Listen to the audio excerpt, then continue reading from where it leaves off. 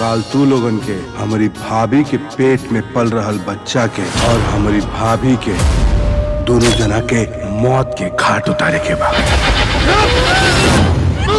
बच्ची के पालन पोषण के करी। छठी मैया के महिमा अपरंपार बा। ई बच्ची के पालन पोषण करे खातिर जरूर केकरो के भेजले हुई हैं। घर में झाड़ू बर्तन पोछा कपड़ा सब पड़ल बाटे।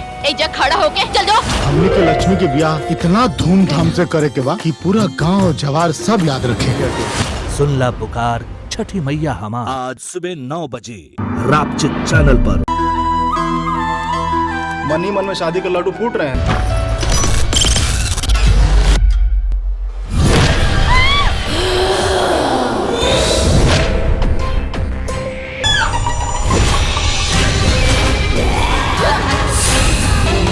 हमें नुपुर को किसी तांत्रिक से दिखाना चाहिए। 4 दिन भी नहीं हुआ है उसको इस घर में आए हुए और हम उसको तांत्रिक के पास ले जाएंगे। तेरे जैसी बुरी आत्मा चाहे कितनी भी ताकतवर हो, उसे एक दिन परमात्मा के आगे झुकना पड़ता है। बाबुल के घर से विदाई आज दोपहर 12 बजे रापचित चैनल पर।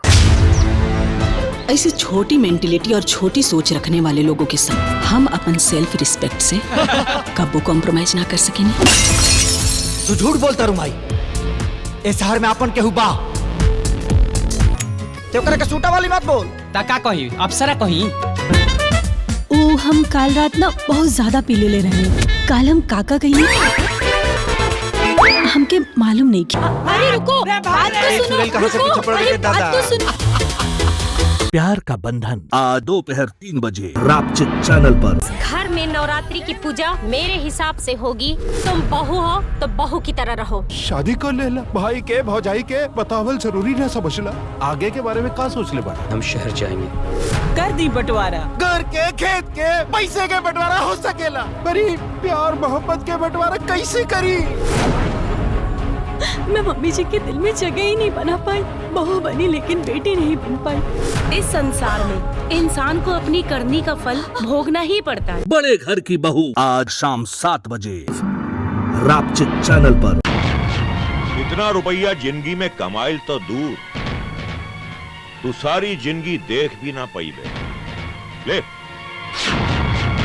औरन से पेशतर उन्होंने के जेल से बाहर निकाले के बंदोबस्त करा। नहीं तो का ए विधायक फाड़ू सिंह, हम हूँ जेलर हई। तोहरा जिसन विधायक फाड़ू सिंह के झाड़ू सिंह बनावे के हम ताकत रखीला।